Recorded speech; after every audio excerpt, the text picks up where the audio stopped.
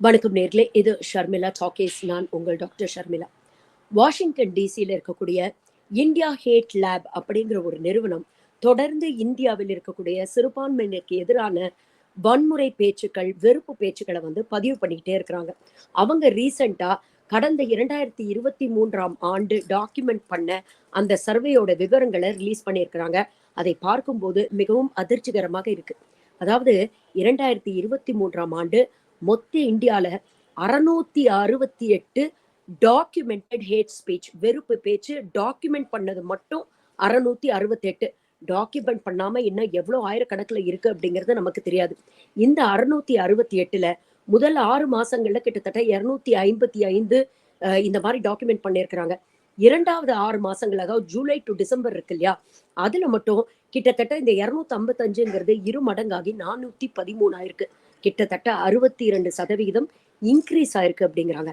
இதுல முக்கியமா என்ன சொல்றாங்கன்னா, ஆகஸ்ட்ல இருந்து நவம்பர் மாசம் வரைக்கும் இது பீக்குக்கு போயிருக்கு அப்படின்னு சொல்றாங்க. நல்லா யோசிச்சு பாருங்க. ஆகஸ்ட் டு நவம்பர் அந்த காலகட்டத்தை ஒட்டி தான் 5 மாநில தேர்தல்கள் நடந்தது. அந்த காலகட்டத்துல குறிப்பா ராஜஸ்தான், மத்திய பிரதேஷ், தெலுங்கானா, சத்தீஸ்கர் போன்ற மாநிலங்கள்ல இது போன்ற வெறுப்பு பேச்சுகள் அதிகமாக கேட்க முடிஞ்சது அப்படிங்கிற ஒரு விஷயத்தையும் பதிவு பண்ணியிருக்காங்க.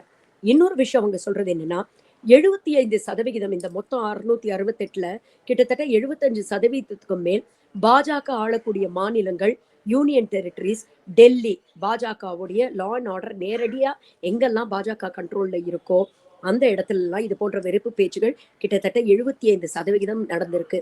மீதி 25% தான் பாஜக ஆளாத மாநிலங்கள்ல நடந்திருக்கு. இதுலயும் இன்னொரு விஷயம் அவங்க என்ன சொல்றாங்க அப்படின்னு பாத்தீங்கன்னா, பாஜக ஆளாத மாநிலங்கள்ல பெரும்பாலும் இது போன்ற வெறுப்பு பேச்சுகளில் ஈடுபட்டவர்கள் பாஜக கட்சியை சேர்ந்த முக்கியமான தலைவர்கள் அப்படிங்கிற விஷயத்தையும் பதிவு பண்றாங்க. இந்த மொத்த பேச்சுகள்ல கிட்டத்தட்ட 36% பாத்தீங்கன்னா நேரடியாக முஸ்லிம்களுக்கு எதிரான வன்முறைகளை தீண்டக்கூடிய, வெட்ட வெளிச்சமாக முஸ்லிம்க்கு எதிராக வன்முறைகளை செய்யுங்க அப்படின்னு சொல்லக்கூடிய அளவுக்கு டைரக்டான, ரொம்ப சீரியஸான ஹேட் கிரைம்ஸ், ஹேட் ஸ்பீச்சஸ் அப்படின்னு சொல்றாங்க. ஒரு 63% நீங்க பாத்தீங்கன்னா கான்ஸ்பிரசி தியரிஸ், அதாவது இந்த லவ் ஜிஹாத், லேண்ட் ஜிஹாத், ப்ராப்பர்ட்டி ஜிஹாத், பாப்புலேஷன் ஜிஹாத், ஹலால் ஜிஹாத், இது போன்ற ஹிந்து கத்ரே மேலே, ஹிந்துக்களுக்கு ஆபத்து, இந்துக்களை ஒன்று கூடுங்கள் அப்படிங்கிற ரீதியில இருக்கக்கூடிய வெறுப்பு பிரச்சாரங்கள் கிட்டத்தட்ட 60%க்கு மேல அப்படிங்கிற ஒரு விஷயத்த பதிவு பண்ணிட்டு, கிட்டத்தட்ட 25% நேரடியாக மதராசாஸ்களையும் மாஸ்குகளையும் இடிச்சு தரமட்டமாக்குங்கிற அளவுக்கு வெறுப்பு பேச்சுகளில் ஈடுபட்டிருக்கிறாங்க அப்படிங்கிற ஒரு விஷயத்த சொல்றாங்க. இது மட்டும் இல்லாம என்னென்ன ஆர்கனைசேஷன்ஸ் இல்ல எந்தெந்த பொலிட்டிக்கல் பார்ட்டிஸ் இது போன்ற வெறுப்பு பிரச்சாரங்கள்ல ஈடுபட்டாங்க அப்படின்னு பாத்தீங்கன்னா, பெரும்பாலும் ரிலீஜியஸ் கேதரிங்ஸ் அப்படிங்கிற பேர்ல ரிலீஜியஸ் லீடர்ஸ் இது போன்ற வெறுப்பு பேச்சுகள்ல ஈடுபட்டிருக்கிறாங்க. மற்றபடி பொலிட்டிக்கல் பார்ட்டிஸ் அப்படின்னு பாத்தீங்கன்னா, பெரும்பாலும் கிட்டத்தட்ட 50%க்கு மேல பாஜக ஆர்கனைஸ் பண்ண ஈவெண்ட்ஸ்ல எலெக்ஷன் ரேலி அப்படிங்கிற பேர்ல இது போன்ற வெறுப்பு பேச்சுகள் நடந்திருக்கு. இதற்கு பெரிதும் உறுதுணையாக இருந்திருக்கக்கூடிய பொலிட்டிக்கல் பார்ட்டிஸ் யாரெல்லாம் பாத்தீங்கன்னா, விஸ்வ ஹிந்து பரிஷத், பஜ்ரங் தள் போன்ற எக்ஸ்ட்ரீம் ரைட் செப்பரேட்டிஸ்ட் பார்ட்டிஸ் தான் இந்த மாதிரி வெறுப்பு பிரச்சாரங்கள்ல ஈடுபட்டிருக்கிறாங்க அப்படிங்கிற ஒரு விஷயத்த சொல்றாங்க.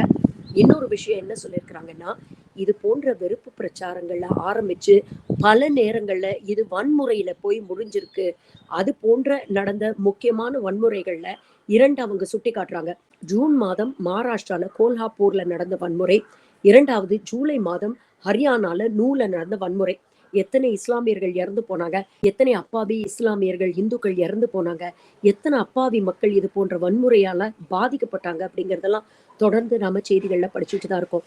கடைசியா இந்த சர்வேயை முடிக்கும் போது அவங்க என்ன சொல்றாங்கன்னா, நாளுக்கு நாள் இது போன்ற வெறுப்பு பேச்சுகள் தீவிரத்திலயும் சரி, எண்ணிக்கையிலையும் சரி அதிகமாகிக்கிட்டே இருக்கு அப்படிங்கிற ஒரு வார்னிங்கோட இந்த சர்வேயை முடிக்கிறாங்க.